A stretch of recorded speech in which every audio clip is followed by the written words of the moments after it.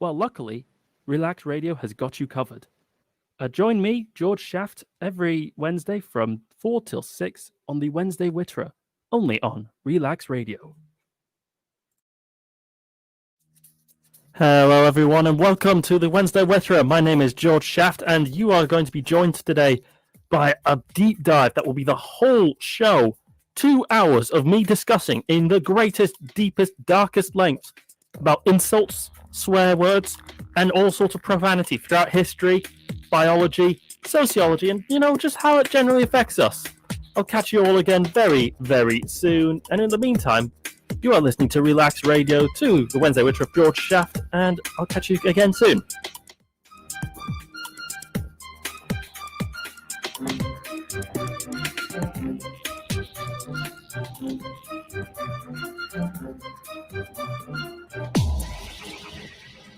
Online, on the iOS and Android, on your mobile phones. Great speak.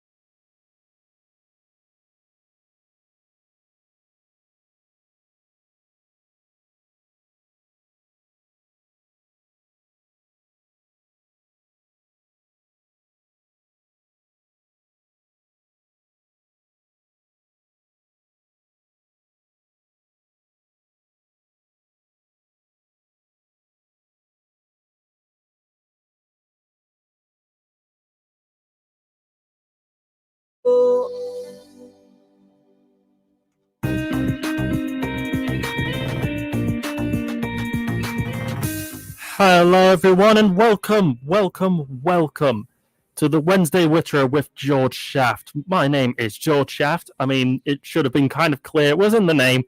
And I am really, really excited to do this show today. Today's going to be a bit of a different one than it's been before. I'm trying out with a new sort of, kind of a new style when it comes to the Wednesday Witcher, a new idea of how to go and do things. You see, I've been told off now for days and days, weeks, ages, for all of time, that, the two kind of main things I am interested in should really be, if you will, split off. It's true that I'm very, very interested in two things. One is, facts, information, learning, general knowledge, which is more on that very, very soon as I get into the deep dive today, all about swear words, all about insults, and how they affect us. But the second part I need to mention is, of course, the fact that I am probably infamously very, very enthusiastic, and although I don't think enthusiastic is the right word, though, is it? It's kind of more just like morbidly fascinated, more like staring at a car crash that's just about to happen, powerless to stop it, but with the impending dread that maybe I should do something about it. Anyway, I am like that when it comes to politics. So I've kind of had the thought that, I should probably split this up. I should probably split up now these ideas and go in separate ways of that. Now, this extended also, though, to the general knowledge thing. And, but before on the Wednesday Witcher, I had this thing where I'd tease people with, the deep dive. But then I'd spend, the first couple of minutes and at the beginning and at the end talking about, some other unrelated thing that kind of catches my attention.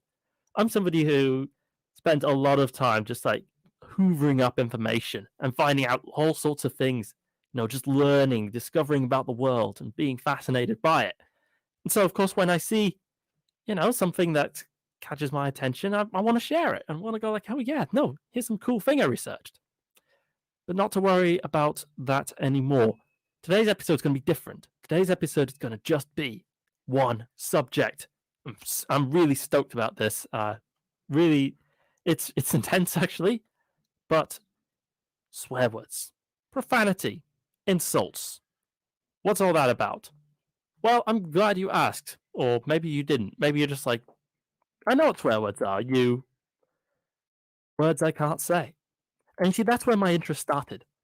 You see, I've been fascinated for a while by the fact that what you can and can't do in media. The rules will vary from country to country, and when it comes to that, I'm going to focus on British law because it's the country in which I currently live in, and so have an inherent interest in figuring out, oh, what's the situation like where I am? But undoubtedly true that just about everywhere there is some form of limit, either legal or social, on what you can say. Just that's just a fact. That's just something that's true, a natural part of living in society. Some of those include some of the things that are taboo, some of the things that you can't say are just mere individual words, just mere words, 4 letters long. Definition, almost you could say, is fairly bland, actually. But yet, I can't say these words. Words like, no, you're not going to fool me like that. But I'm sure that your head filled in what they were. You probably thought of words that began with the letter F, or words that began with the letter C, or the letter M, or the letter A. Words that I am forbidden from saying because why? Why is it so taboo? Why is it so difficult to bring yourself to say it on a public platform, out in the street, out in life? Dreadfully easy to say them, actually. But let's just have a quick sort of skip and a hop and just go straight into the deep dive. Now, just kidding. I do have one little thing I need to say before I actually go into the deep dive. Just a little sort of, if you will, word of warning, word of advice before I do so. And that is, of course, the fact that you might have heard at the beginning of this show, for the first 20 seconds or so, a jingle. You might have heard some just like words that came out of, from what you can tell, probably nowhere. Well, that's because I'm currently of a mission, a bit of a crusade, to overhaul the ads. I recorded a bunch of ads last Sunday, which was also, by coincidence, my birthday. So happy birthday to me. I am now 35 and really thinking about life as a whole because of it. But part of that involved doing a couple trailers for the Wednesday Witterer. So you'll be hearing like my draft ideas, my kind of rough diamonds, if you will, that have been coming out, and just putting them out there to see what you think. Do you think they're good? Do you like them? I always make sure to read the comment sections for the Wednesday Witterer, of course, broadcasting and being live streamed on Facebook, on YouTube, I believe on Instagram, on Twitter, all over the place. You know what to do. Give me a little hello, a wave, say something. I like it. If you want to say something to me directly, you can do so too. The phone number with which you can do so is 07852 473 and 473. But if you do, please, for the love of all mercy, do not use an insult. Do not use a swear word. But what is a swear word? Well, I'm going to skip over to the dictionary, the free internet dictionary I've decided for, to go with the first of these words. An insult, it's defined, is a verb, is, quote, to treat or speak, to insolently or with contemptuous rudeness, or an affront. The second it's got is to affect as an affront, offend, or demean. Okay? Meanwhile, as a noun, the word insult means an insolent or contemptuously rude action or remark. Again, an affront. It is also known as the second one's got is something having the effect of an affront. Meanwhile, there's also a medical sort of definition for it, but it doesn't look very relevant. Let's go, though, and open up this little juicy, I want to mix metaphors here, say juicy chestnut, even though I know chestnuts are not juicy at all, and go to fortco. So just like fortco.com. It's like, why would you put in like the co there as well? It's like, nah, anyway. their article from a few months ago, with the title of quote, "What are swear words and what are they used for?" Not that interested in all of it, just for the first paragraph, which reads, and I quote, "A swear word is a word or phrase that's generally considered blasphemous, obscene, vulgar, or otherwise offensive. These are also known as bad words, obscenities, expletives, dirty words, profanities, and four-letter words. The act of using them of swear is also known as swearing or cursing." Notice a little trend that's been popping up. Haven't you noticed? There's so many different words used just to describe the concept. Don't worry, that is something that will be a recurring theme throughout today's deep dive as I go into insane, obsessive detail into everything you could ever want to know about swear words. But first, I'm going to spare you a bit from the swear words. No, really, I am. I'm going to direct you towards these upstanding, incredibly polite, honest, noble, beautiful people who just, say all kinds of these other things that are not the show. I'll catch you all again very, very soon after these other people.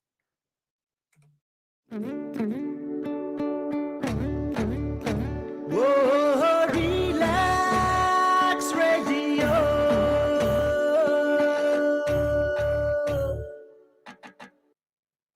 আপনি হয়তোবা জানেন না যে radio advertisement is 4 times more powerful than any other media. Relax রেডিওতে যদি advertise করতে চান তাহলে আমাদেরকে আজই যোগাযোগ করুন on 020-7474-9292. আমাদের সাথে অ্যাডভার্টাইজ করুন from £99 a month. Increase your business by advertising on Relax Radio. It's time for a show on Relax Radio. It talks about me and you. It's time for a show on Relax Radio. It talks about me and you. So listen to us, 24 hours, and let the happiness come to you on Relax Radio. Tune in to Relax Radio.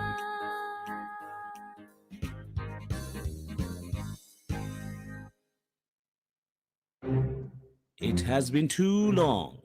No one has taken the initiative to know who you are and what you do.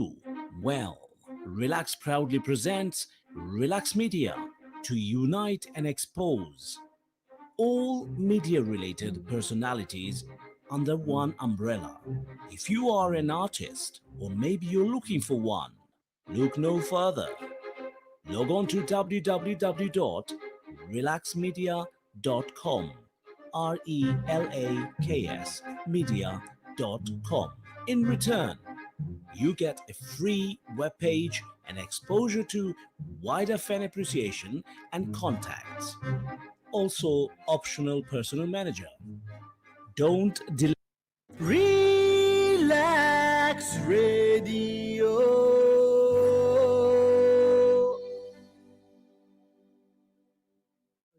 Witter, jibber, jabber. Oh, don't mind me. I'm just wittering away as I usually do on the Wednesday Witterer every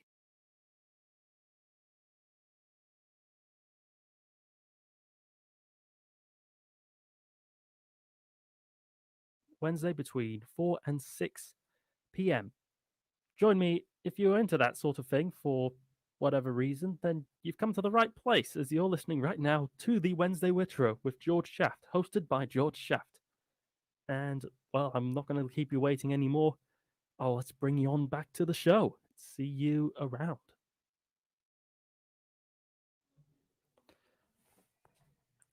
Hello and welcome to the Wednesday Witterer with George Shaft. My name is George Shaft, and joining me in the studio today is the realization that the music is playing on the wrong track.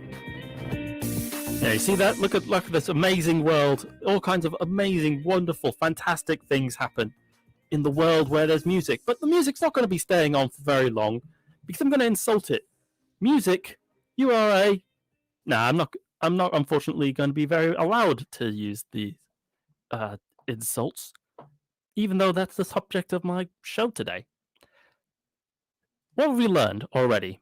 I've already spent a few minutes, discussing over some of the basics of it. We've learned that an insult is something that causes offense. It's something, that's an affront. We've learned that swear words do the same thing. And we've also learned that swear words have got loads and loads and loads of different alternate ways of saying it, including 4-letter words and bad words. But let's go and take a step back. No, I'm not going to mean just like, take a physical step back. But let's go look in history. Let's, in fact, go and let's start the history tour with a bit of a scenario. Imagine you're wandering around the street, you're having a good time, and then somebody out in the street points at you and says, you fop doodle. That's pretty serious. Is that what you're going to be thinking? Probably not, to be honest. You're probably just going to be very confused and go like, what does that mean? What kind of person would say such a thing? Well, the kind of person who'd say such a thing would probably be someone living in medieval times, according to historyhustle.com, but I did confirm that exact same word was in multiple different lists of sort of medieval, Middle Ages insults.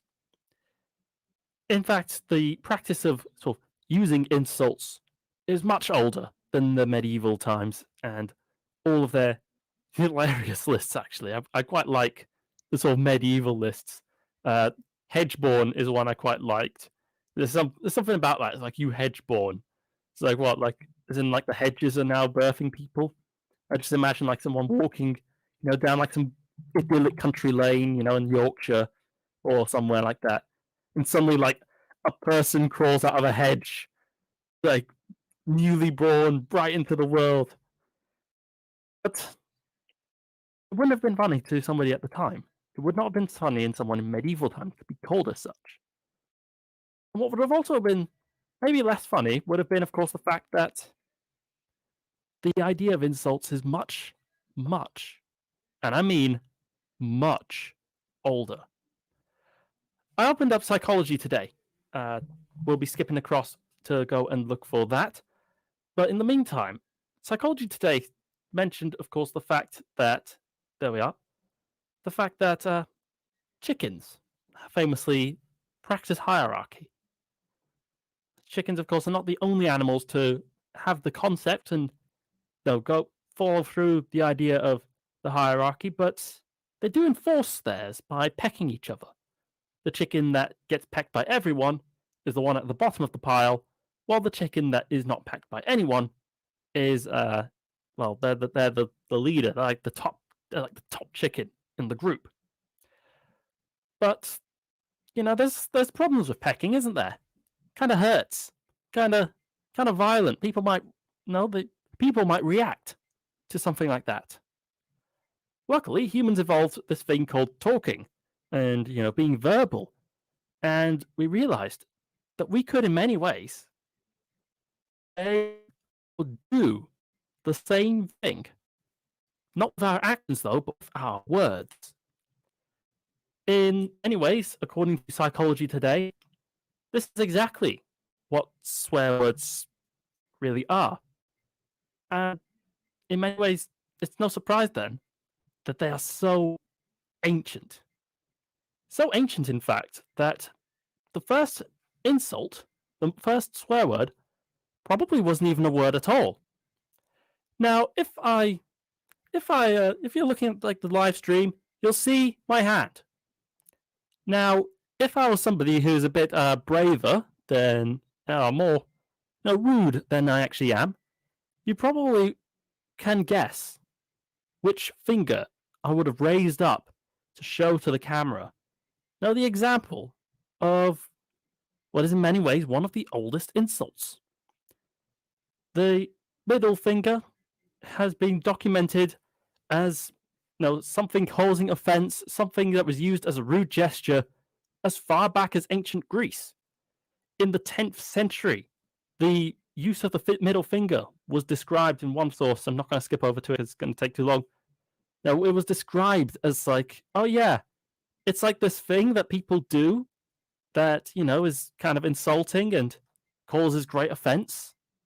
The 10th century. Some of the oldest photographs, in fact, featured the gesture, including one photo I quite liked from 1886. That was two baseball teams in the United States, and one of the players was like, "God, I don't like that other team who I'm forced to stand and be all nice to, in the photograph." Yeah, so he just flicks out his middle finger, not the camera. Preserved forever.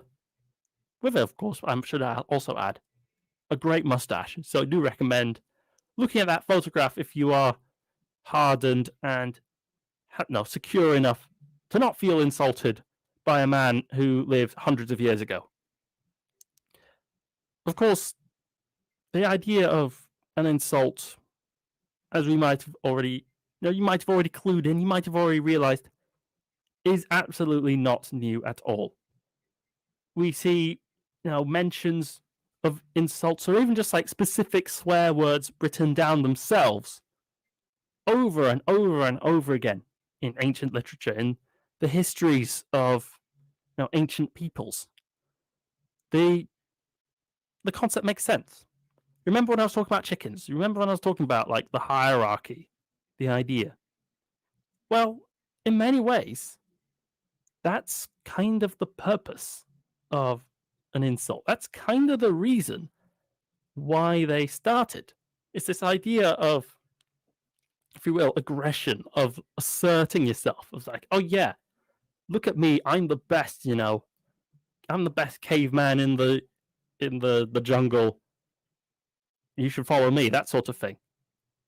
But, a little secret that like not many people really talk about, but fights to the death, especially amongst members of the same species, are exceedingly rare.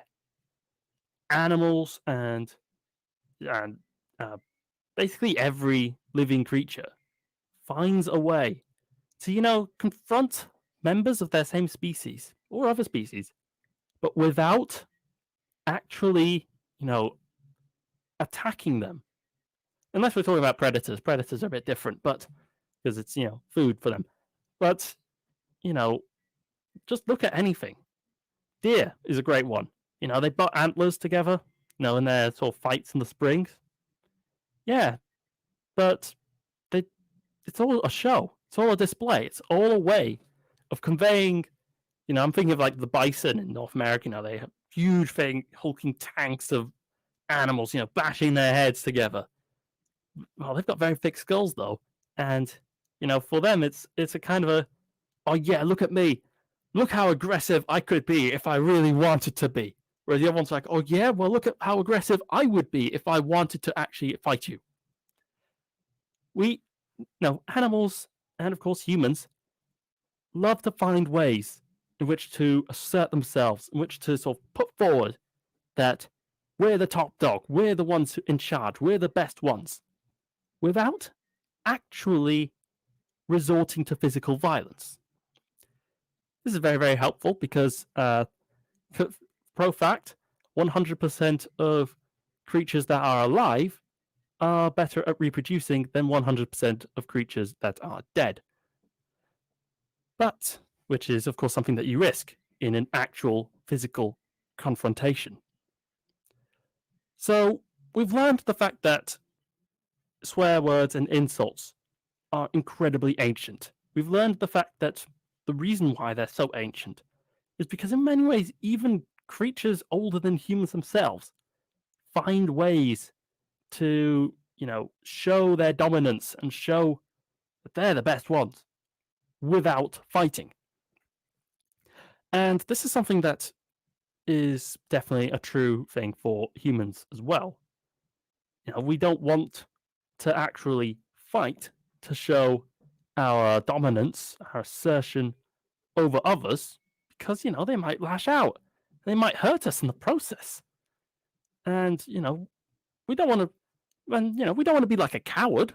More on that word later, by the way.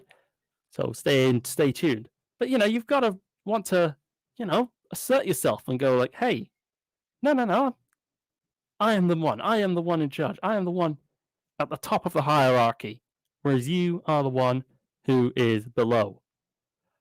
But what do you think? Do you think that the hierarchy is really being reinforced by insults? Maybe you have a different perspective.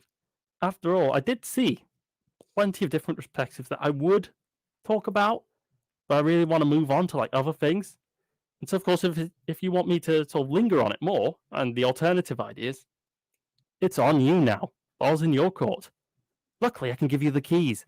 The number is 07852 473 473. I will repeat just in case you're, a so and so. Some kind of insult I'm just going to throw out at you. You're going to like pretend to be really offended. Number is 07852 473 and 473.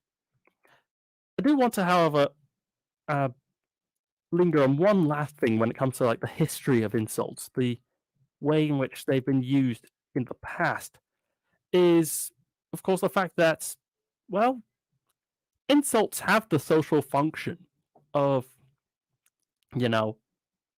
getting, showing that there's a hierarchy and, showing the fact like, yeah, no, I'm the best one. But I do want to mention the fact that, history has regularly backfired and actually has resulted in the very violence that, if you will, insults were evolved to avoid. I think, in particular, for example, I've been really interested recently in Julius Caesar's Gallic campaign. 10 years Julius Caesar basically rampaging through modern day France and Belgium and Britain, basically beating up everybody that ever tried to sort of resist or say, hey, maybe there shouldn't be Romans running around here. Well, multiple times in those Gallic campaigns, though, violence and warfare and people dying came about as a result of swearing. Sometimes there's a bunch of times when there'd be like a Gallic chieftain who'd be like, oh, those Romans, they're all, insult, insult, insult. And the Romans were kind of like, oh, how dare you? How dare you say such a thing? And the kind of Gaul would be like, yeah, no, I do mean it. More insults. It's like, all right, well, and the Roman kind of response would be kind of like, oh, well, oh no, here I go killing again. But of course, on the whole, and especially on the interpersonal level, that is, however, still the sort of the biological, if you will, function, the original origin of insults. But of course, like many things, insults and swear words and profanity is something that isn't so, adapted when you get a third party and when you start to organize. But we have more on that coming on later on the deep dive of the Wednesday Witterer. Stay tuned for. I've got the hiccups now. This is embarrassing. Anyway, stay tuned if you want to sort of listen in and find out more about insults, about swear words. But first, some other people. That's right, these other people will be very, very fond of talking to you. They probably will not use a swear word. They will probably not use an insult. They are very well trained to be sure to never use such kind of horrific language on the air. But hey, who knows? You never know 100%, right? I'll catch you all again very, very soon. You are listening to the Wednesday Witterer on Relaks Radio. My name is George Shaft, and yeah, see you soon. Whoa, Relaks Radio.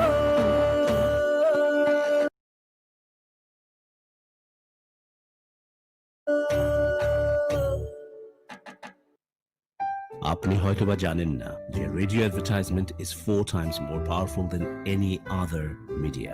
Relax রেডিওতে যদি advertise করতে চান তাহলে আমাদেরকে আজই যোগাযোগ করুন on 020-7474-9292 আমাদের সাথে অ্যাডভার্টাইজ করুন from £99 a month. Increase your business by advertising on Relax Radio. It's time for a show on Relax Radio. It talks about me and you. It's time for a show on Relax Radio. It talks about me and you. So listen to us, 24 hours, and let the happiness come to you on Relax Radio. Tune in to Relax Radio.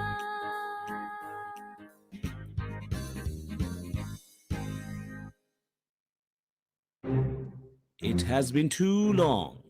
No one has taken the initiative to know who you are and what you do.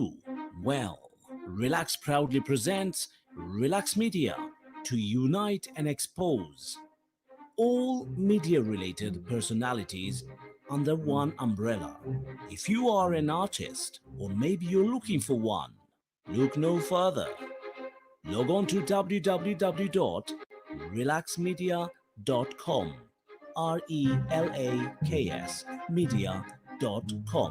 In return, you get a free webpage and exposure to wider fan appreciation and contacts. Also, optional personal manager. Don't delay.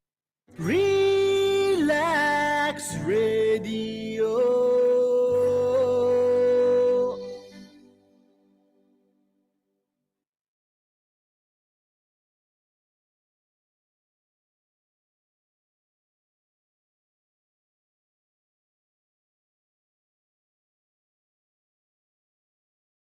Hello and welcome back to the Wednesday Witterer with George Shaft. My name is George Shaft, and something disastrous has just happened.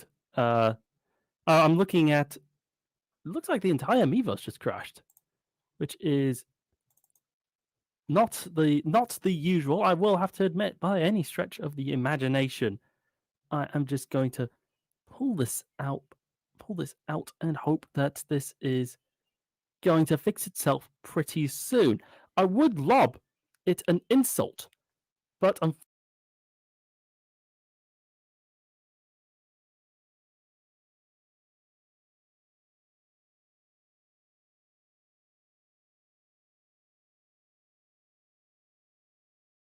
unfortunately, the well, yeah, I can't do that because rules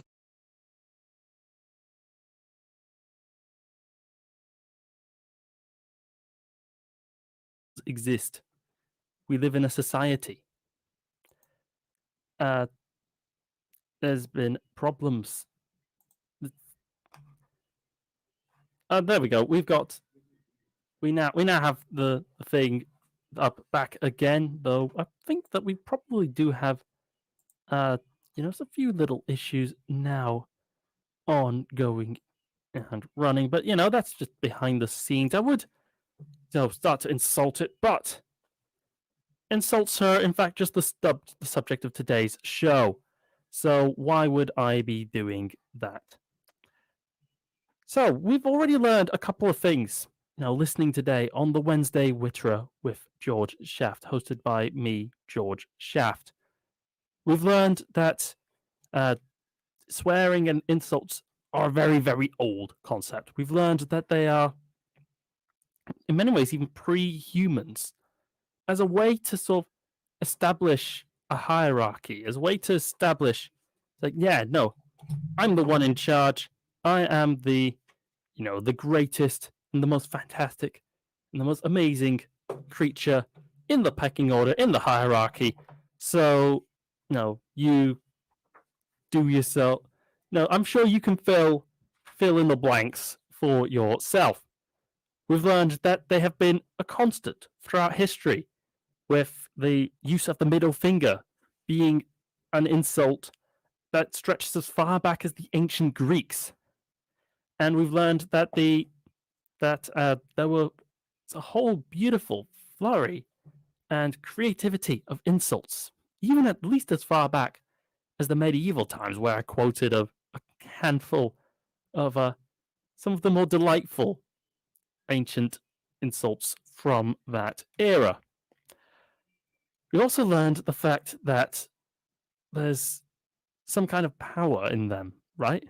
That they're all about, that they seem to have the power enough to make it that they're about the one thing that I can't explicitly say, except for, of course, advocacy for, horrendous actions. So, what you might be thinking, like, okay, so where is the power in that? What is the kind of benefit then? Because if insults, you might be saying, are so ubiquitous, they're so old and so powerful, then what is the use? Why would we say them? What is their purpose? What is their function? Well, I've mentioned their function already. I've mentioned the fact that they do have this kind of power to, at least in the mind of the people saying it, establishing a pecking order, establishing a hierarchy. But is that everything to the story? I've got Psychology Today up on this, who provided me already with the introduction on the thing with the chickens. But, well, it does continue on in a very, very interesting tangent on this one. In a verbal society, says Psychology Today, such as the human one, physical aggression is much less often used to settle issues of status. These are normally mostly deferred to verbal interactions. An insult can thus be interpreted as an attempt to reduce the social status of the recipient and to raise the relative status of the insulter. If that logic is correct, then we can assume that insults are often motivated by anger surrounding issues of status insecurity. Many insults are reactive. They're responses to real or imagined slights from others, such as a person accidentally cutting in front of someone else in a line. And this is definitely true. Both of life, but then also true of what that implies. We know that people are most likely to use, an insult on someone else to someone who sort of just slighted them in just some small, minor way, really. Often in kind of small, minor ways. It's the perfect one is the queue. You're in the queue, you're waiting to buy your bread at the supermarket or something if you're like me, and suddenly someone is just jumping in the way. But think about it from the biological standpoint. Think of it as like, back in the times of Monkey. This is now, a creature, another person who is taking precedence in the hierarchy. This is someone who's taking precedence on the social status ladder. Oh dear, that's a threat, actually. If something else is higher in the hierarchy, then they might get all the good things like food, and will be thus relatively left to suffer, which is not very nice at all. I hope you can agree. So now we've got the question then of, in many ways, what is the status, if you will, of swearing in the modern world?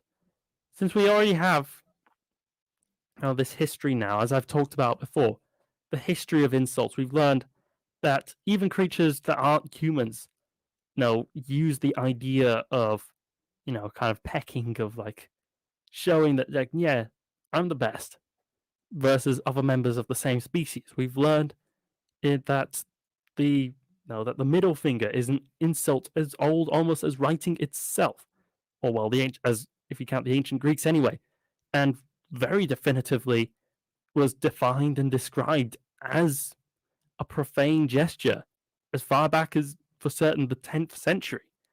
We've learned that some individual words have been have been used as insults in the far past, though the individual words I quoted are no longer used as such as insults, which is, in my opinion, there's a slight tinge of sadness there because, they're funny.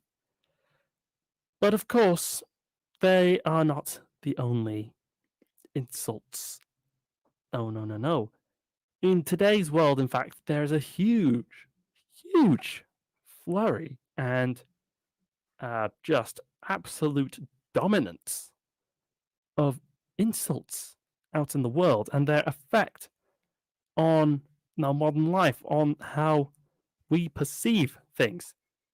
But first, I am going to sort of, I'm in a bit two minds at the moment, so I'm just going to do a quick little thing because there we go. So I'm just writing down my thing because I had the questions like, oh, should I just talk about today's impact now, or should I go for biology? And I think no.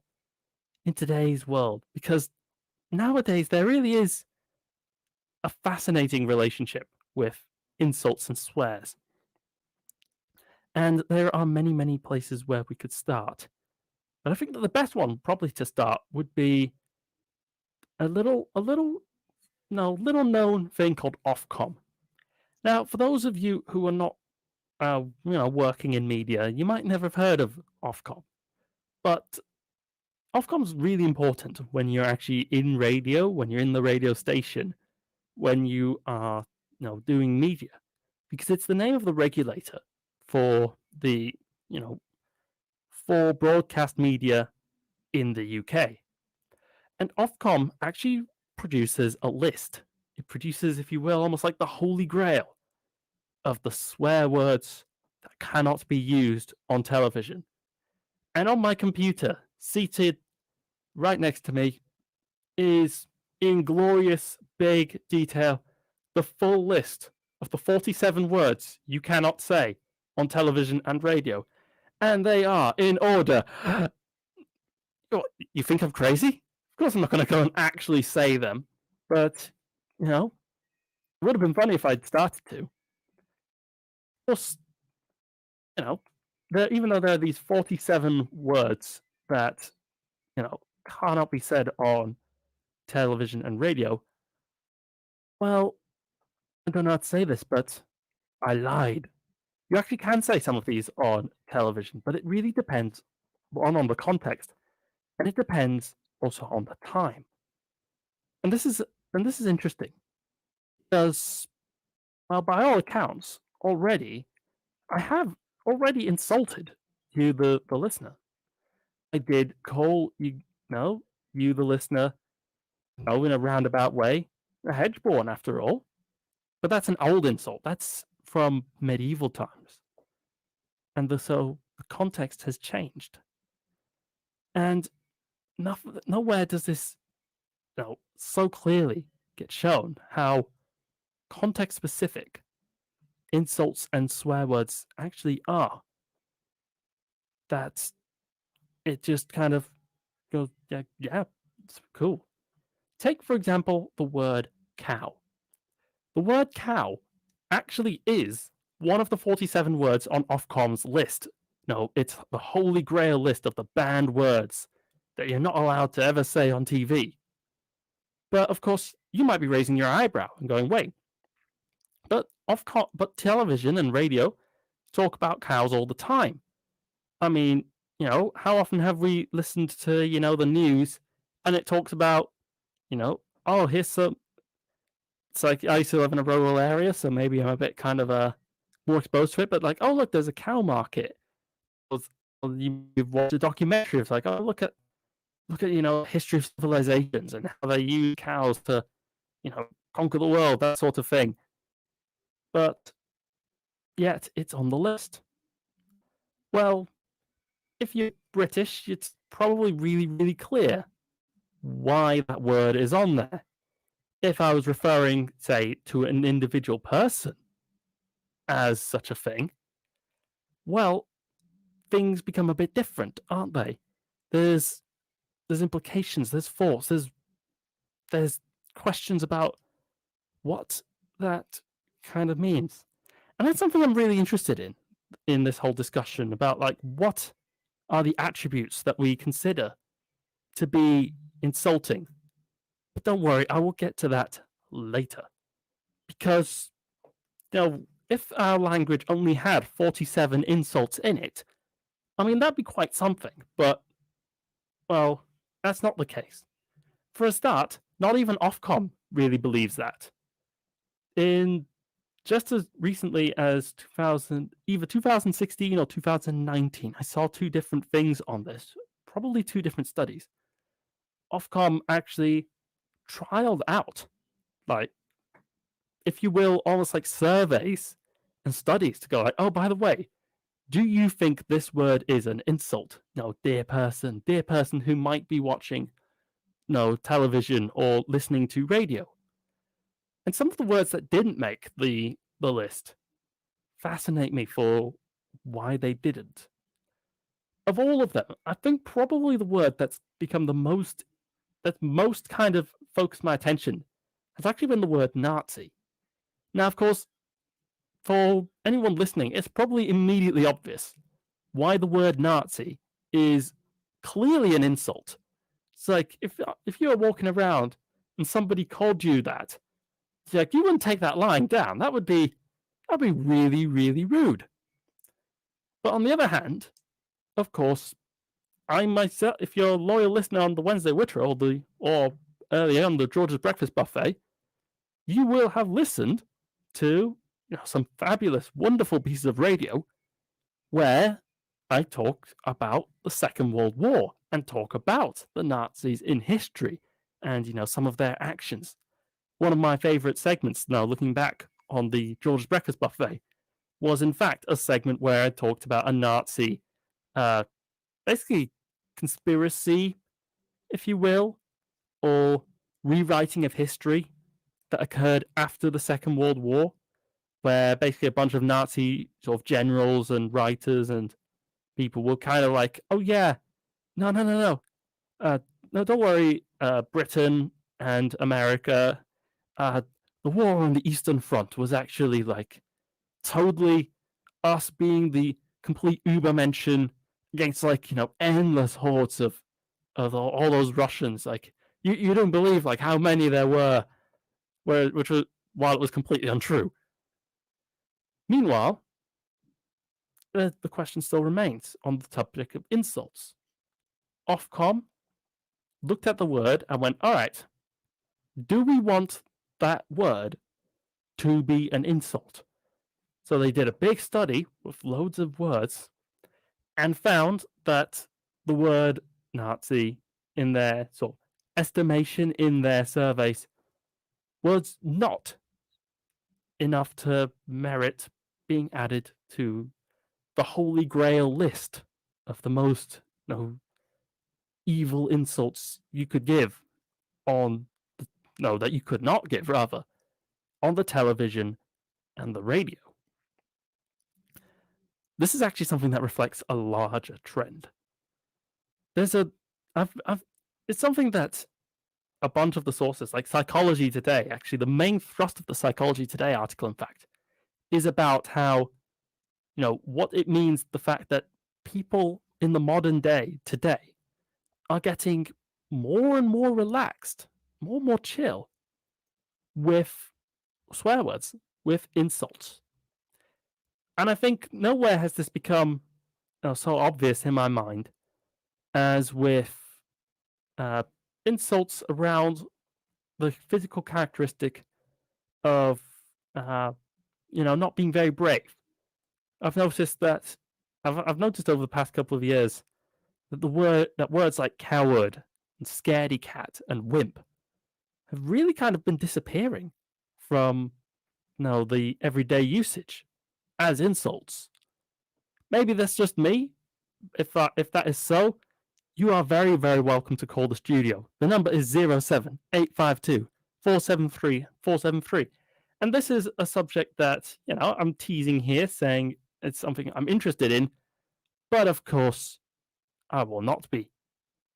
Well, not right now, anyway. I've got, meanwhile, this thing called like other people. These other people, I assure you, do not use insults. They are very, very polite. They are well trained. They are nice people. But let's have a listen to what they have to say.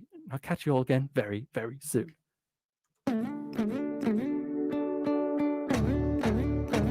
Whoa, relax, radio.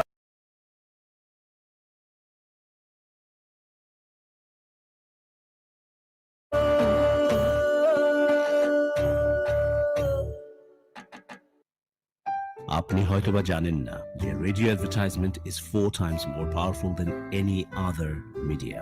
Relax রেডিওতে যদি advertise করতে চান তাহলে আমাদেরকে আজই যোগাযোগ করুন on 020-7474-9292 আমাদের সাথে অ্যাডভার্টাইজ করুন from £99 a month. Increase your business by advertising on Relax Radio.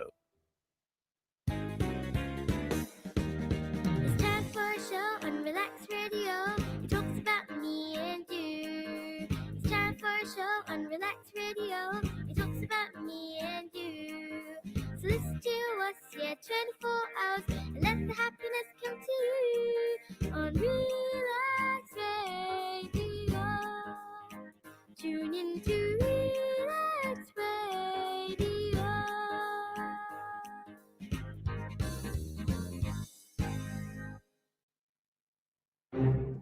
It has been too long. No one has taken the initiative to know who you are and what you do. Well, Relax proudly presents Relax Media to unite and expose all media-related personalities under one umbrella. If you are an artist or maybe you're looking for one, look no further. Log on to www.relaxmedia.com, RELAKS media.com. In return, you get a free webpage and exposure to wider fan appreciation and contacts. Also, optional personal manager. Don't delay. Relax Radio.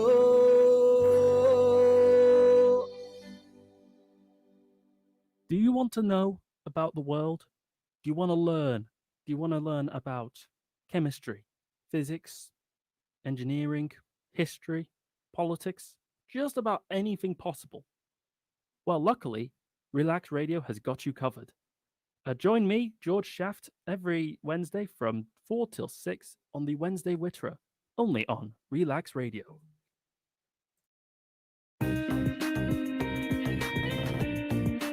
Hi, everybody, and welcome to the Wednesday Witterer of George Shaft. Joining me in the studio today is the one and only George Shaft, i.e., myself, me, and I all together. Fun fact, little known fact. As I sit here and I deliver insult and after insult, swearing all day and all night in the subject of insults and what they're about, what are they, and what can we learn from them. I have over the past almost an hour now been talking about. Oh, excuse me, I've got a bit of the hiccups. It's kind of annoying. Anyway, been talking about swearing and insults. We've learned that it's a very, very old practice. Possibly even older than humans themselves, and with even animals taking part in things that can be interpreted as insults. We've learned that some gestures, like the middle finger, is in fact older than the ancient is at least as old as the ancient Greeks. Sorry, like the hiccup. The hiccups really kind of messed my train of thought, I have to admit. Anyway, we've learned that the ancient Greeks were using the middle finger as an insult, as a way of swearing. We learned some medieval swear words because the idea of obsolete sort of swear words is something that's interesting and will be relevant later. In particular, the part that was relevant later is the fact that the use of swear words is context dependent in many ways. we learned that Ofcom has a sacred, holy grail list of 47 words that you can't use, but yet some of them were in fact just words that you can't use in the swearing context, because well, you can use the word cow, almost any time, except of course when you're using it to insult an actual person. We also even learned the sort of biological and social function that swear words have had in sort of like, if you will, ancient society, or society of, well, not even ancient society. We're looking more like at monkeys. That it's basically to establish a hierarchy, a pecking order, and that in many ways the use of the insult is something that's says something more about the person using the word than it does about the actual individual who is getting the treatment. But first, I want to sort of talk about the biological effects of being insulted, because, well, being insulted is not very pleasant. I'm sure you've probably got memories of this.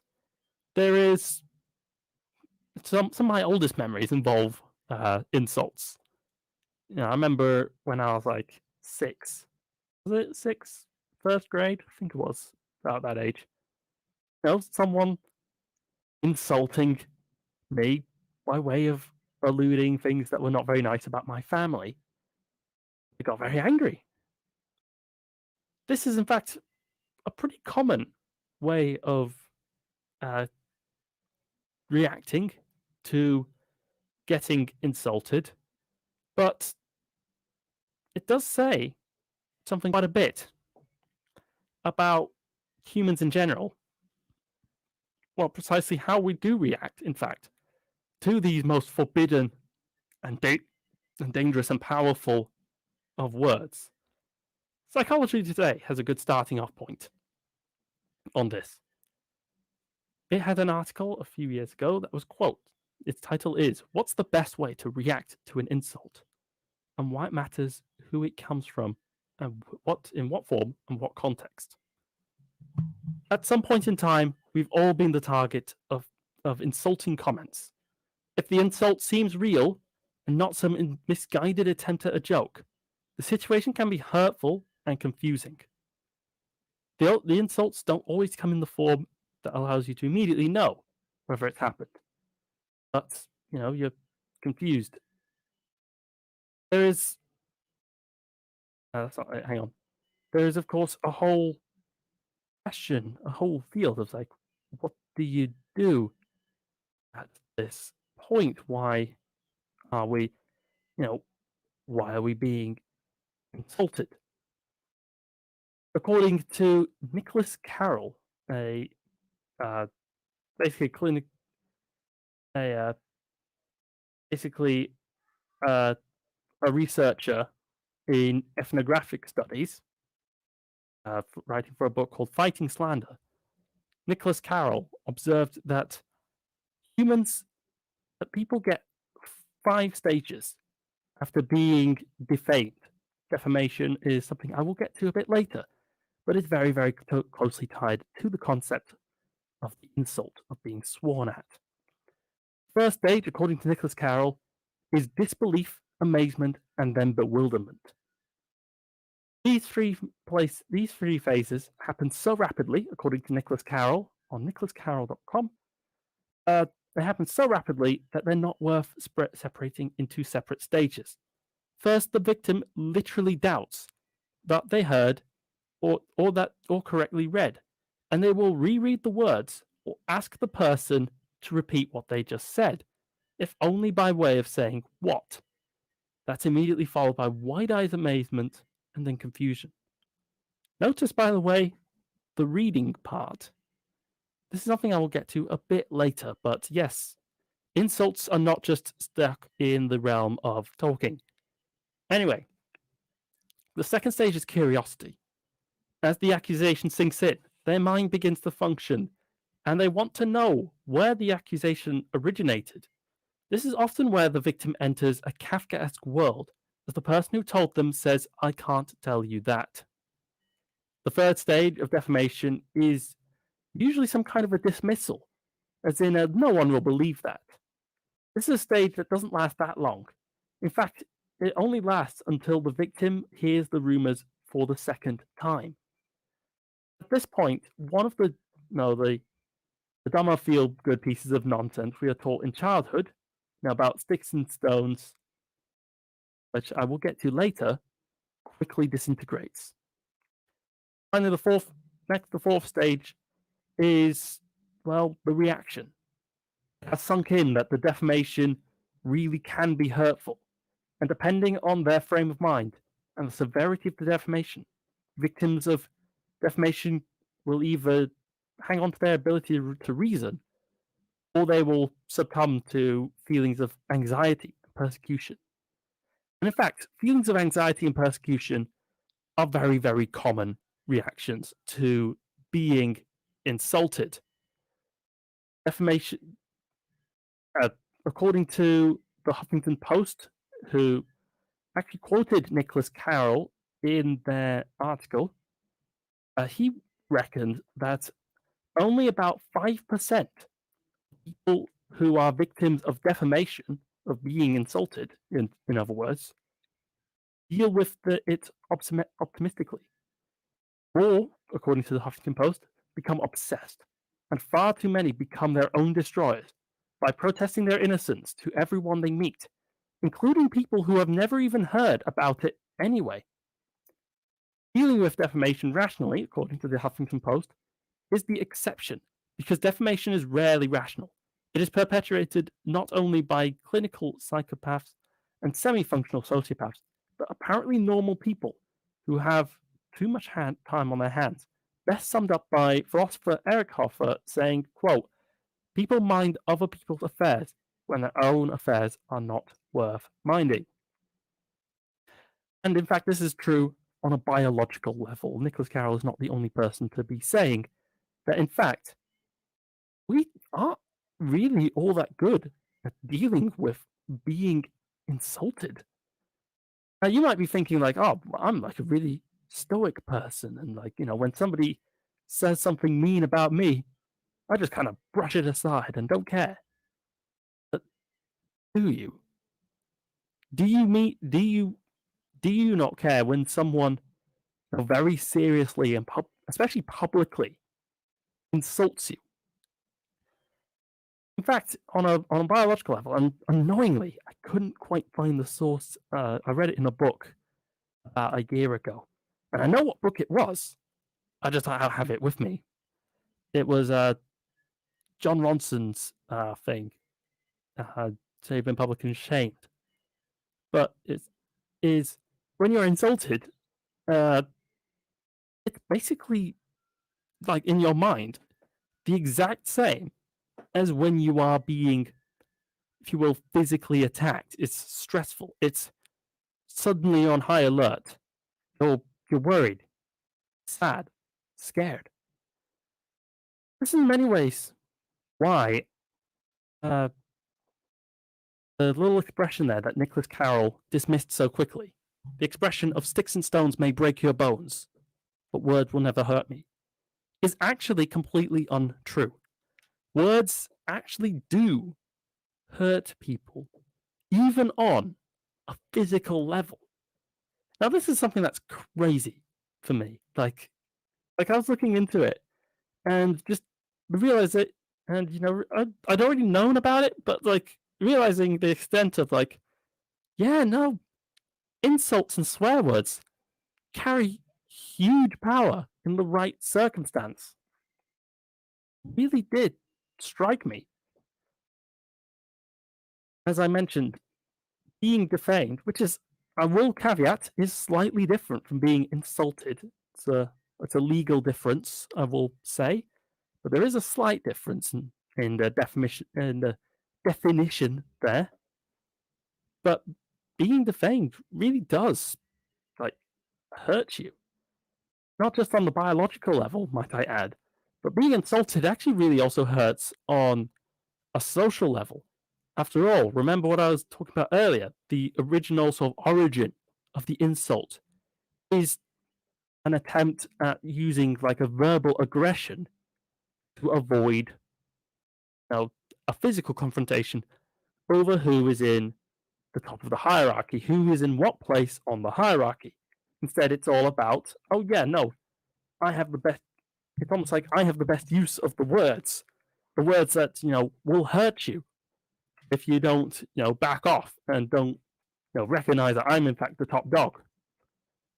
But they do hurt. Like they are truly barbs sometimes when it comes to insults.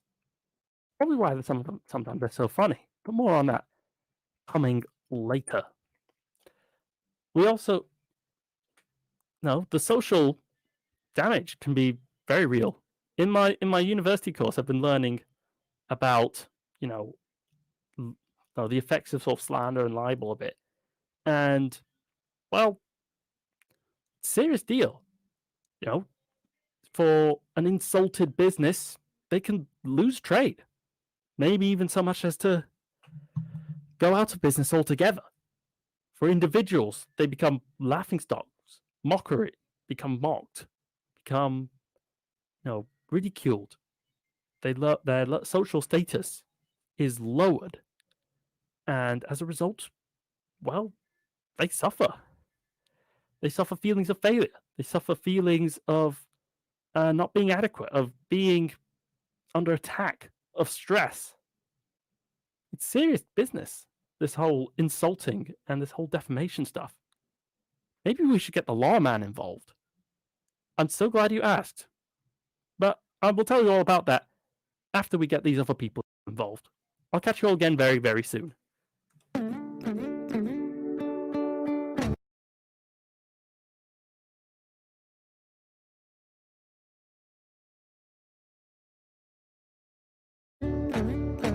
Whoa, Relax Radio.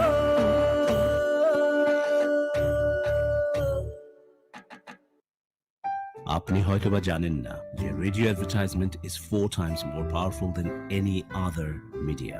Relax রেডিওতে যদি advertise করতে চান তাহলে আমাদেরকে আজই যোগাযোগ করুন on 020-7474-9292 আমাদের সাথে অ্যাডভার্টাইজ করুন from £99 a month. Increase your business by advertising on Relax Radio. It's time for a show on Relax Radio. It talks about me and you. It's time for a show on Relax Radio. It talks about me and you. So listen to us, 24 hours, and let the happiness come to you on Relax Radio. Tune in to Relax Radio.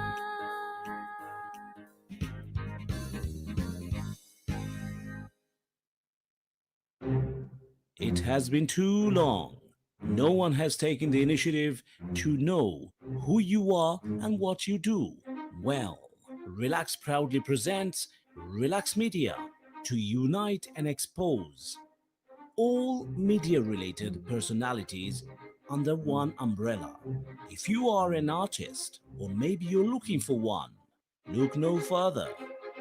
Log on to www.relaxmedia.com, RELAKS media.com. In return, you get a free webpage and exposure to wider fan appreciation and contacts. Also, optional personal manager. Don't delay. Relax Radio.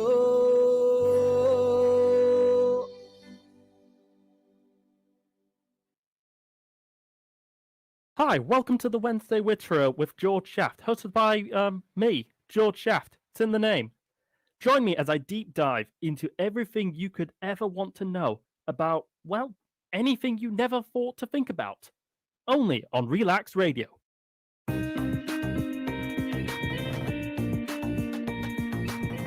Hey there, and welcome to the Wednesday Witterer with George Shaft.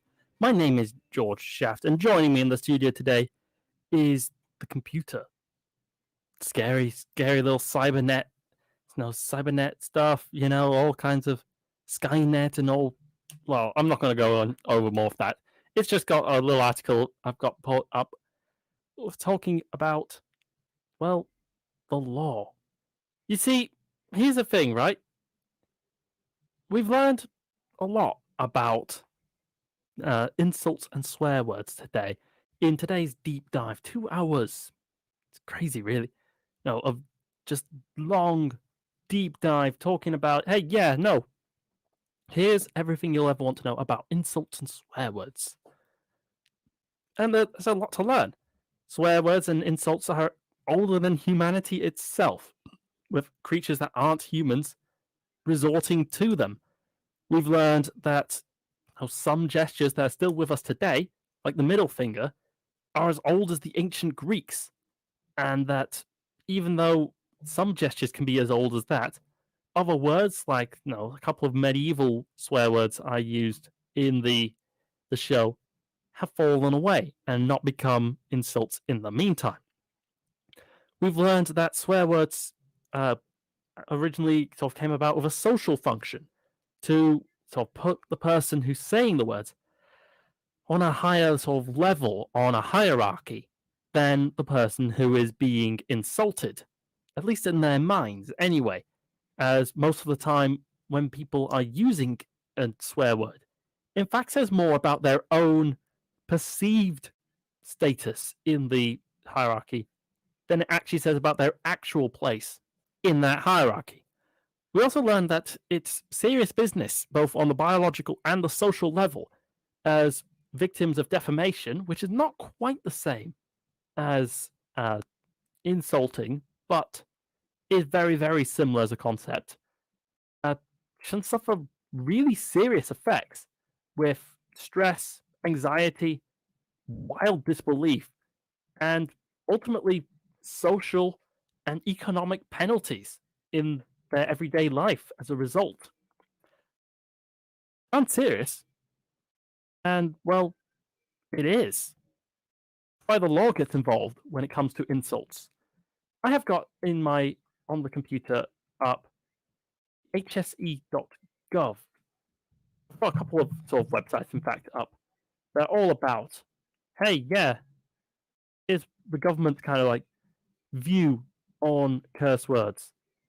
Because we already learned one aspect of the government's view on curse words. Ofcom, which is the regulator for television and for the radio, in fact has a list of words that you can't use on the television and the radio, as long as it's pre-watershed, which basically is the 9 o'clock. Basically, when the night comes around, you are allowed to say more stuff because no children are watching. But anyway, what is a defamation? And what are the sort of categories within that? Well, according to the HSE website, defamation is, quote, 1, you should be on guard against. No, it's saying you should be on guard against making statements which could be defamatory. A defamatory statement is one which injures the reputation of another person. It, quote, tends to lower him in the estimation of right-thinking members of society general. That's kind of a big deal. When somebody is defamed, as they would, or insulted, in other words, they're standing on the pecking order of people, the kind of the informal, person-to-person pecking order is damaged. No doubt about that. But it's split into two halves, in fact, when it comes to defamation. The first way you can go about this is called libel. Now, libel is when you publish the insult. It is included in the publication for these purposes. It is simply the communication of the defamatory matter to a third person. And is also, quote, in writing, print, or some other permanent form. This is why libel can include like television documentaries, if you follow like court cases and stuff, videos, radio shows. Typically, a media company will be will often be sued for libel, but yeah, there are loads of cases in just the history of Britain alone, and I'm mostly focusing on Britain because, it's the country in which I live in. But libel, serious business. I remember there was one case that I was studying about in my course, where I'm studying, by the way, master's degree in journalism. But it's like, yeah, so in the 1950s, there was this lord who got, defamed into implying that he was taking drugs. And everyone kind of turned on him. So he reacted, went to the courts about this.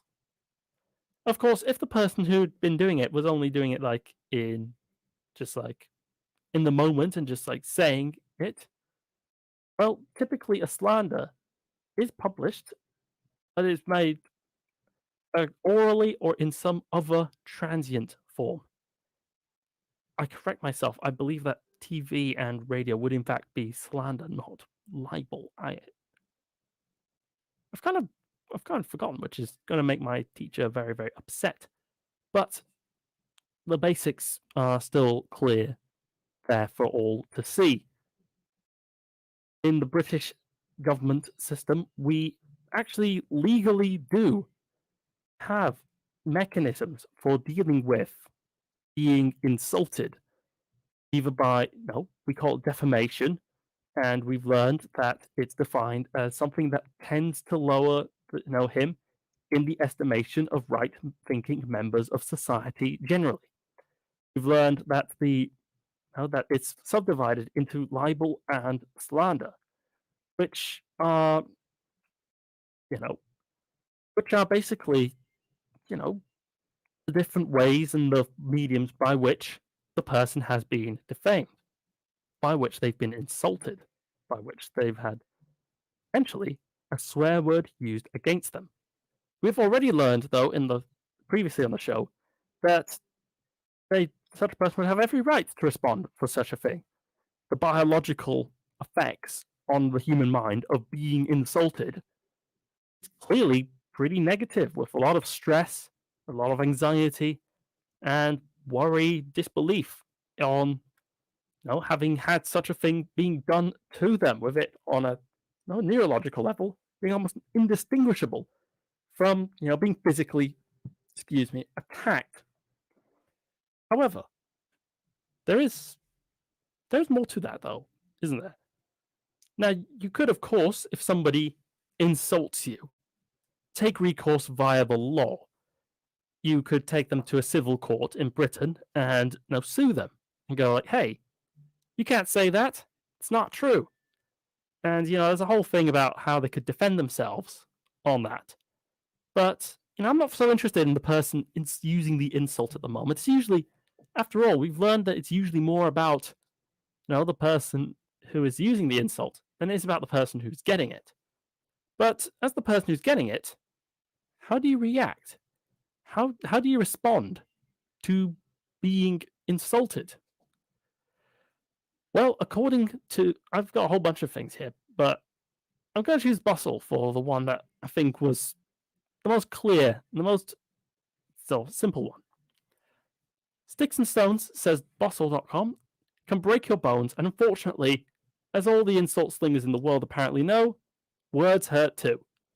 But there are better and worse ways to respond to an insult. And since you're very likely to be insulted in your life at some point, it's time you give the matter some thought. According to Norwegian researchers who dug into the various types of insults and how people respond to them, they managed to sort of uncover a very complicated truth when it came to this aspect of insults. They found that there's basically just a handful of ways to really respond. The first one is to reinterpret what was said. A study showed that people are better at being able to cope with abstract, vague threats rather than specific ones. In the case of insults, this means that you can often reinterpret the insult in a way that requires a less direct of a response. For example, if someone says you're needy as a friend, your first instinct might just be to deny it. But if you think a little harder, maybe it's actually not. No, maybe it's actually a statement of, how communicative you are. No need to dispute it. And this is something I've seen used especially in politics. The one I remember where that kind of attitude came about was just prior to the Russian Revolution. The kind of sort of socialists and communists split into two camps. One were the Bolsheviks, or the majority. The other were the Mensheviks, who it actually translates as the minority. Originally, it was actually an insult, where the kind of the Bolshevik ones, under Lenin, were going, hey, you guys don't represent the people, you represent, the minority, you represent small numbers of people. And the Mensheviks kind of went, hey, sounds like a cool little word. Like, yeah, we are in fact the Mensheviks. We are in fact, these people. Though it is maybe a bit complicated by the fact that you could actually be taking option 2 on that one, which is to, quote, according to Bustle, self-deprecate in moderation. This tactic works best for people who already enjoy high social status. A study suggests that self-deprecation makes high-status people look even cooler. But then again, it also makes low-status people look even lamer. Watch out. Or ouch is what they say. But it's definitely still a legitimate strategy. If you're someone who is just confident in what you do, who you are, what you're up to, make sure that you, if you get insulted and you decide that you're just going to self-deprecate, but watch out. You might end up doing more damage than it's worth on your thing. The third reaction that you could go for, legitimately, according to Bustle, is to just straight up refuse to engage. All of those findings about self-deprecation show that insults and how we react to them are basically an intricate game to jockey for social standing. You can't really win once and for all in the game of social standing. It's something that goes on and on forever, and that's exhausting. If you become an insult pacifist and firmly refuse to engage in the status games of insults and comebacks, you can take out much of the sting from other people's attempts to draw you back in. Which is, I guess, fair enough. I know that I did that for a while, especially in school. It's like, if somebody was insulting me, it'd just be like, yeah, all right, who cares? I'm out anyway. I'm firmly established that, not that high in the pyramid. Who cares? The fourth and final reaction, according to Bustle, is you can just don't take it personally.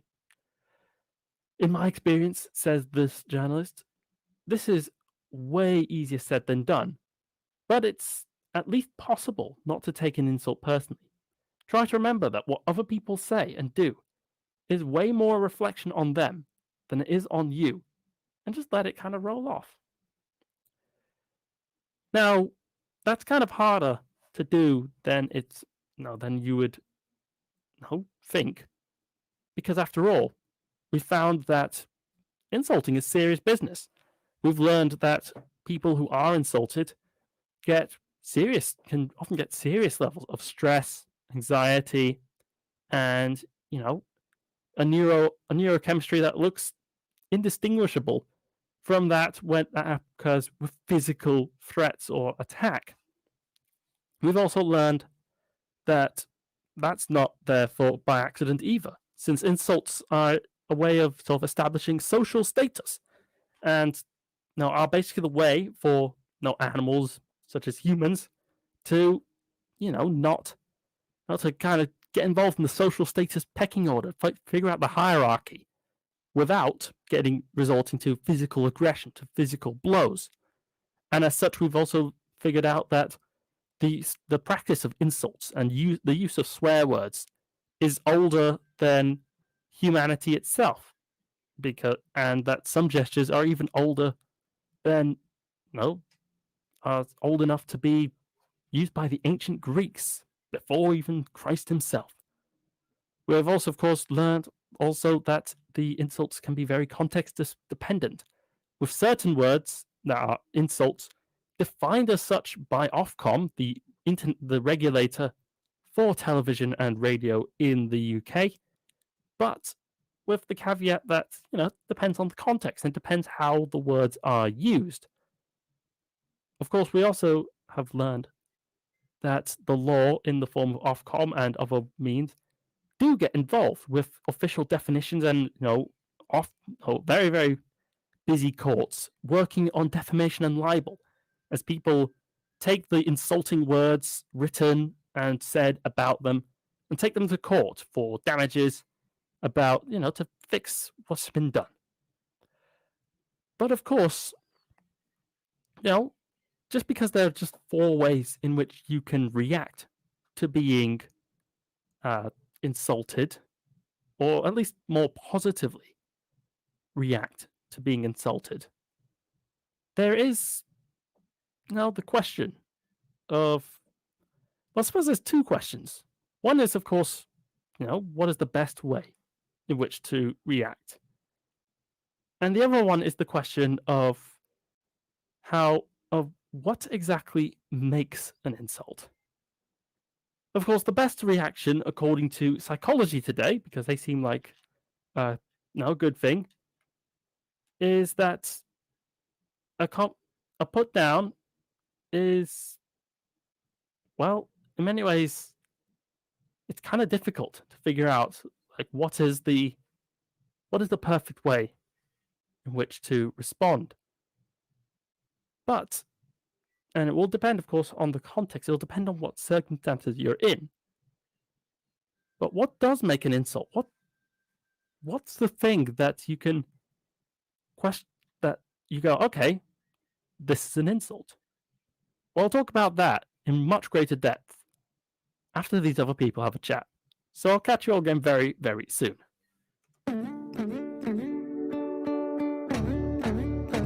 Whoa, Relaks Radio.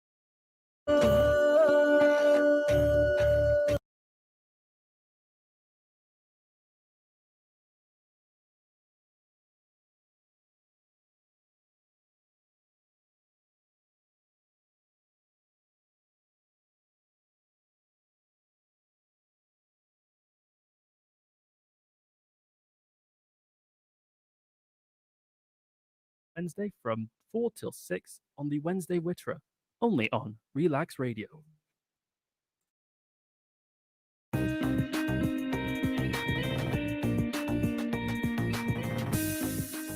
Hello, everyone, and welcome back to the Wednesday Witterer with George Shaft. My name is George Shaft, and today I am asking the question, what makes an insult?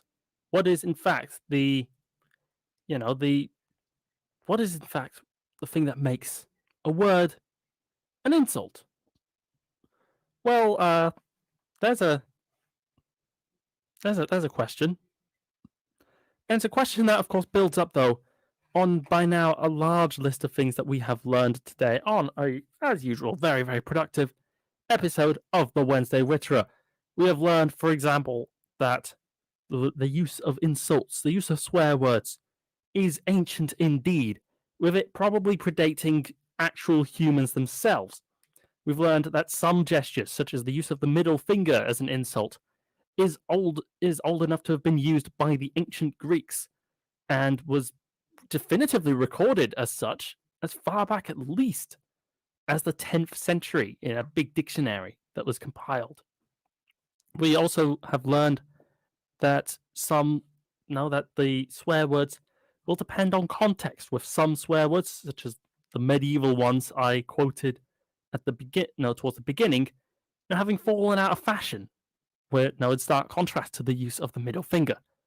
We've learned that swear words and insults serve a social function, that their origins being all about basically establishing a social order, establishing a pecking order for all the people, to figure out who's the better one, who's the worst one. And of course, being the one who's considered the worst one is not pleasant by any means at all, with increased levels of stress and anxiety and fear being displayed in the people who are victims of being insulted and being defamed. We've also learned that, of course, there are recourses in modern society to deal with being defamed, both in terms of how you react on a personal level, with 4 broad strategies, perfectly valid to adopt to deal with it depending on your circumstances, versus the fact that you can go to the law and sue the person in court to get all the damages that their insult has caused you, and get it all back. But of course, that still doesn't answer the question: what makes a swear word a swear word? After all, we've already established that the word cow is one of Ofcom's 47 words that you can't say on TV. But yet they say that word all the time. So what is going on there? And what is the power? Now, what is the sort of characteristic that makes someone, be insulted? Well, we've already got some clues. In the dictionary, it mentioned, of course, the fact that a swear word is something that is an affront, something that causes people to look at you, be more contemptuous. It's something that, according to the law, defamation is something that lowers people in the standing of all right-thinking members of society generally. So what kind of thing do we talk about then? What is the sort of thing that, kind of we perceive to be insulting? In what context? Well, I'm going to start, of course, with Ofcom itself again, since they are the regulator. They're the ones whose word, when it comes to at least the television, have the final say on it. And in their study, when this is the expanded list, if you remember, that included a lot of words that are not actually in the study, in their full thing, but they're still there and still worth considering. And I wouldn't like to be called any of these, into my face. They have the following sort of categories that to define what is a insult. Their categories were: 1, general. General was actually the one that had the word cow in it in their studies, which I thought was interesting. These ones typically were about the kind of person in general, really. It was just kind of like catch-all for everything, isn't it? Second question, the second category they had, and this is one that the first one that aligns with the research of Norwegian researchers Bennigsen and Gabriel, who, according to Psychology Today, used a replication design, or repeating the same study, involving a total of 500 students, Norwegian students, to find that insults fell into 7 categories, which we'll get to later. They found that Ofcom believes that race and ethnicity are a type of insult.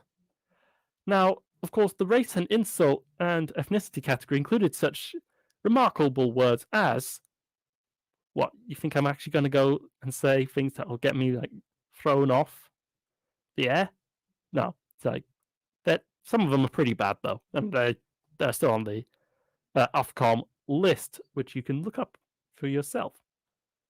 The second category they had was body parts, talking about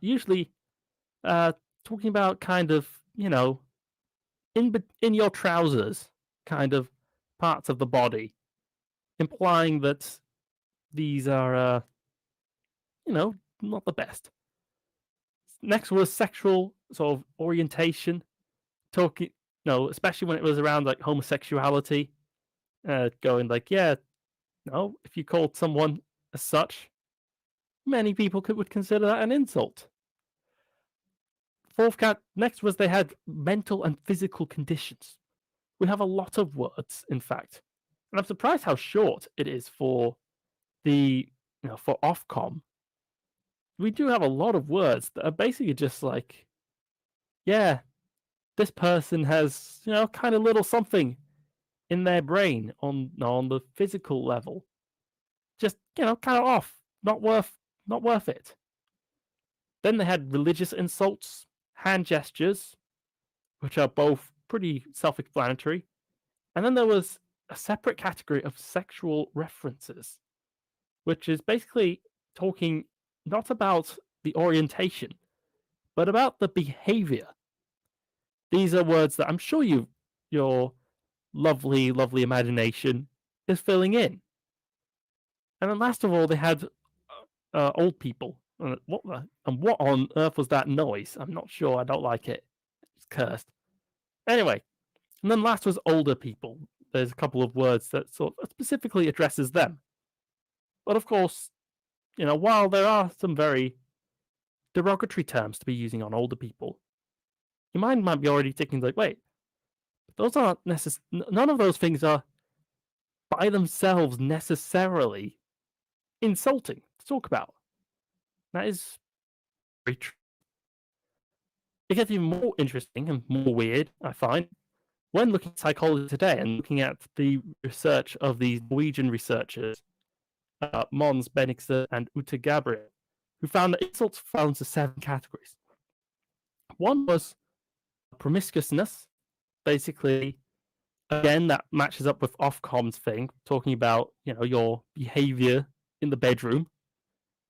The second one was objectification, which was talk about, the kind of anatomy, I will put it like that, of the individual, especially sort of between the trousers. We found that the third category was, again, homosexuality, implications that you go into the bedroom with members of the same gender as yourself.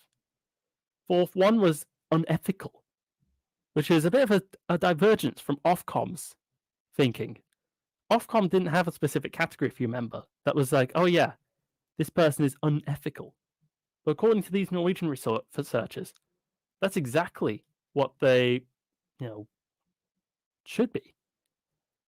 Next was another one that Ofcom talked about, which was the mental questions. Just words that, these ones aren't in words implying that someone is stupid, which is actually not an Ofcom word. So I'm actually allowed to use that word on the radio. Implying that someone is a bit stupid, that they can't, they're not really good at like using their head. They found that the 6th category was unattractiveness, implying that someone, didn't look good, which is interesting, like the word ugly. And then last of all, this one actually took me by surprise and opened up some memories and led me to a bit of realization. that was the word. That was cowardliness. There are words that refer or imply that someone is a bit cowardly. But this is the part where I mentioned that these Norwegian researchers were doing this in 2013, whereas Ofcom, as you might have noticed, in 2019, did not have this category. And it kind of struck me then that, the way in which the things that society deems to be insulting, the things that society decides, oh yeah, this is what we're going to use as an insult, really does change and really does depend on the context. We already learned that some individual words, like those from medieval times, aren't considered insults anymore. But, well, when was the last time you actually heard, insults implying your cowardliness? Maybe it's just me. Maybe the fact that I am who I am in some way makes people look at me and go like, oh yeah, coward, no need to talk about that. I don't know, maybe it's just me, but I remember when I was growing up, like, cartoons would especially often have, like, would call sort of their people like, oh, scaredy cat, that's the typical one.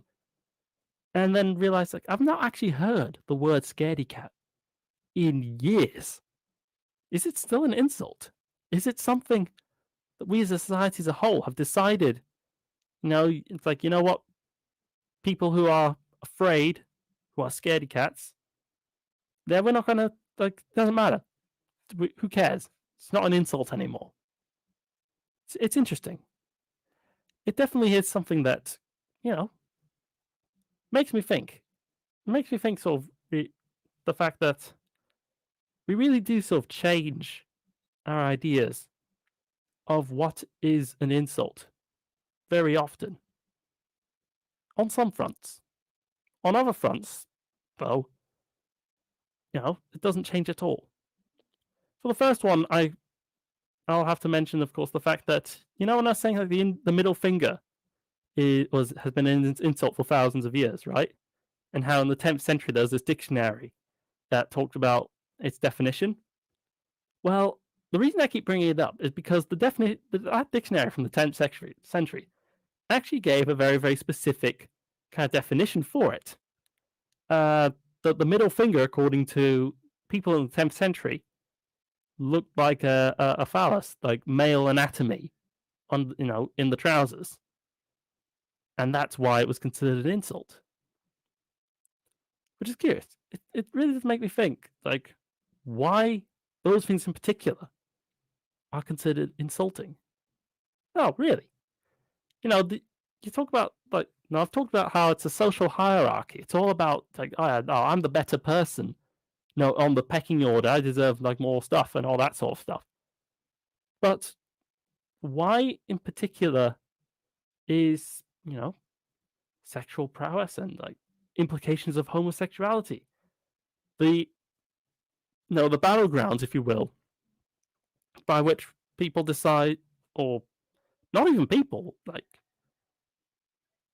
apes, basically were deciding, like, yeah, no, this is what we're going to use to insult the other apes. It's curious. It leaves you pause for thought. Pause for thought while your mind recovers from all of the swear words and all of the insults that are being thrown around. Aggressive acts, as I've already established before, to great effect, that are harming people on a mental level, on a biological, neurological level. But in the meantime, I think the time is actually almost that we're going to wrap up. It's a bit of a shame. I had a whole segment on the use of swear words in popular culture. But not to worry, we can put on the other people to talk one last time. If you want to call the studio, you still have time. The number is 07852 473 and 473. And yeah, let's see what the other people have to say. Catch you all again very, very soon.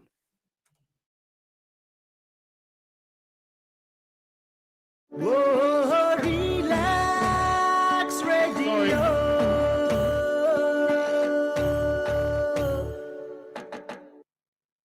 আপনি হয়তোবা জানেন না যে radio advertisement is 4 times more powerful than any other media.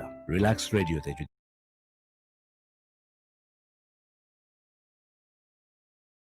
Advertise করতে চান তাহলে আমাদেরকে আজই যোগাযোগ করুন on 020-7474-9292 আমাদের সাথে অ্যাডভার্টাইজ করুন from 99 pounds a month.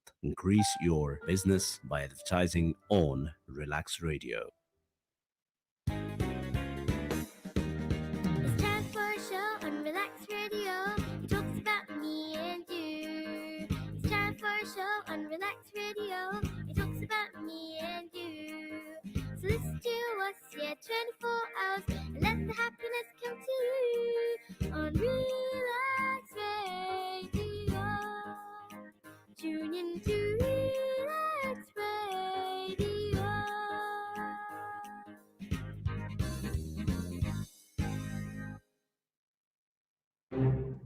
It has been too long. No one has taken the initiative to know who you are and what you do. Well, Relax proudly presents Relax Media to unite and expose all media-related personalities under one umbrella. If you are an artist or maybe you're looking for one, look no further. Log on to www.relaxmedia.com, RELAKS media.com.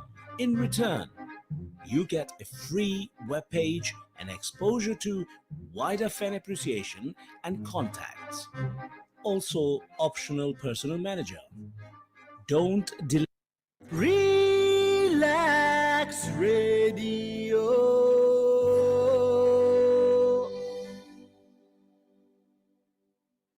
Yibba yabba, witter, jibba jabba. Oh, don't mind me. I'm just wittering away as I usually do on the Wednesday Witterer every Wednesday between 4 and 6 p.m. Join me if you're into that sort of thing for whatever reason, then you've come to the right place as you're listening right now to the Wednesday Witterer with George Shaft, hosted by George Shaft. And, well, I'm not going to keep you waiting anymore. Oh, let's bring you on back to the show. See you around.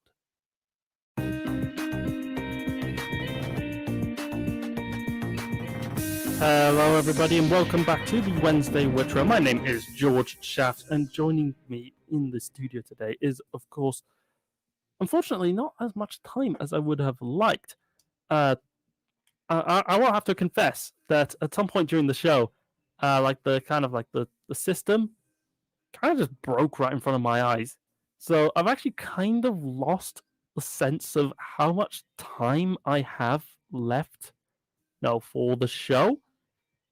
So I'm just going to play it safe and just kind of wrap up around now. It's a shame. I was going to do a whole segment on like popular culture and also on some kind of final thoughts. But ultimately, we can wrap up pretty well and bring up those final thoughts and discuss like what I think about insults. What do I think about, swear words? We've learned quite a bit, haven't we, over the past 2 hours or so? Bit less, probably a bit less than 2 hours at this point, but we've learned quite a bit, haven't we? We've learned that swear words and insults are older than people themselves, with some gestures being dated back as far back as the ancient Greeks, with the middle finger being in continuous use since then. And it was defined as a sexual implication. Sexual implication, in fact, was one of the main things in 2 different studies on what constitutes an insult, as Norwegian researchers and Ofcom found when they were splitting up the different kind of characteristics, the different kinds of words that are used to defame and to verbally hurt people. And hurt they do. We learned that since the social function of insults is establishing a hierarchy, establishing a pecking order between members of the same species, that being on the receiving end of an insult is neurologically exactly the same as being at the receiving end of a physical attack. It is something stressful. It's something that, harms people, in their sort of mental self-image and on their mental level. We learned that that that's kind of backed up also by the social outcome of being insulted or having people believe the insult. That's why, naturally, the law got involved with implicate with a huge sort of system of going, hey, this is how you defame. No, this is defaming someone. No, we're defining it as something that will make all right-thinking members of society, think generally less of you. But then also provide splitting it up into slander and libel as two separate categories by which you can legally deal with being insulted. Of course, legally is not the only way, too. We learned that there are 4 broad responses that you can take as an individual when you are being insulted in the moment, ranging from just accepting it, if you will, self-deprecation, to ignoring it, going like, yeah, whatever. And of course, that's not even going into the whole world of comebacks or physical assault and fighting back. Of course, fighting back is the reason why we adopted insults in the first place, as we want to avoid physical aggression in that pursuit of the goal of establishing, the hierarchy. Now, if I had more time, I would be talking a bit more about popular culture and its use in comedy and in movies. But I'm going to play it safe, and I'm going to just leave on 2 last things that I want to sort of talk about. One of them is how not every person who's saying a swear word necessarily is. Tourette's syndrome, according to the metro.co.uk, in their article, Why Do People with Tourette's Syndrome Swear? The condition is actually called coprolalia. They say, quote, the most widely known syndrome of Tourette's syndrome is the verbal tics that result in people blurting out swear words. However, this is actually quite rare among sufferers. Involuntary utterance of swear words or other inappropriate remarks is actually only experienced by about 10% of Tourette's syndrome sufferers. However, it is definitely a possible symptom of the syndrome with its own name, which is coprolalia. That's quite a mouthful, isn't it? Coprolalia. According to the Metro, the cause of Tourette syndrome and coprolalia is unknown, but it's put down for now to neurological abnormalities. This is something I do want to mention. This is something I do want to sort of clarify before doing this big old wrap up on the sort of thing. The fact is that not everybody who's using a swear word at you or in the public necessarily means it. Sometimes it is actually a neurological syndrome recognized by psychologists as like, yeah, this is a thing that some people get where they just involuntarily blurt out swear words at random basis. I was actually during the lockdown playing quite a few video games on using a Discord server, and one of the regulars for a while on there was actually a person with Tourette's syndrome with coprolalia, and I have to say it was a bit of an eye-opening sort of moment where you're playing the game and suddenly in the chat someone's just like swears. Says a swear word, just insults. At first it was kind of jarring, but then you just kind of learn to live and let live, to react with not very much. That was, in fact, in a way, one of the ways in which every source I looked at said that you can respond to swear words, and it's a pretty healthy response, to be honest. So I actually think that Psychology Today, in their article about why do we use insults, was being really alarmist when it talked about the fact that, as a whole, in modern society, we've actually been getting more and more tolerant of swear words. It talked about, and Ofcom noticed this too, by the way, in their thing, that there are certain words that would have been unthinkable to say on television just as far back as like the 1970s. But saying them today, who cares? Now, I would say them, but, they are still swear words, and I would still get into trouble for saying them, so I won't. But what I will say is, if I did say them, the social consequences of doing so will be lessened. And I don't think that's a bad thing. I think that there is actually some value in letting people just, in moderation, say what they want, even if it includes profanity, even if it does include swear words. I think that, I've been kind of mellowing, if you will, a bit, maybe a bit compromisey when it comes to, in the United States, the debate about, the Second Amendment, right?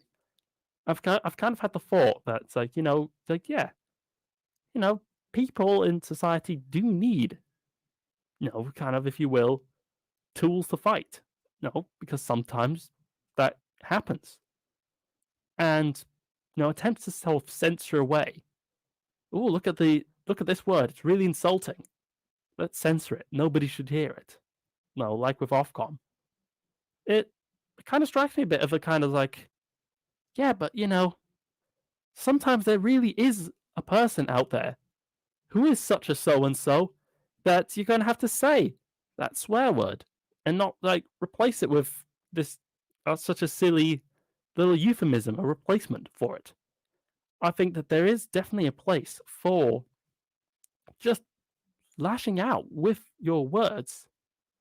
And I think that a lot of the kind of moral busybodies who, this is especially something true of the sort of television, who kind of patrol the airwaves looking for someone to slip out the odd, F-bomb or the odd C-bomb and then go, oh no, someone's going to know about this. Someone's got to hear the scandal of what's happened.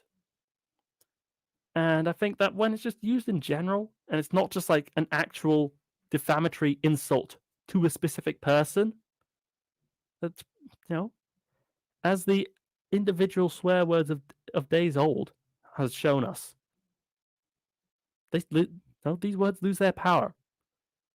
And at that point, really, really, who cares? But what do you think? If you want to let me know what you think, absolutely message on the Facebook live stream of this show. You are listening to the Wednesday Witterer with George Shaft on Relaks Radio. I think this has been a really interesting episode. I've done basically a 2-hour deep dive on one subject, which I am entirely not used to. It's definitely been a load more than I'm used to. But, let me know what you think. If you like it, give the like and say nice things. If you don't, hey, I will recommend you go and say nasty things in the comments. After all, I've already established that I don't care about the swear words. I don't care about the insults, even though there are like actual neurological damage to being insulted. So go for it. Why not? My name has been George Shaft. You have been listening to the Wednesday Witterer with George Shaft, and I hope you have a great day. See ya!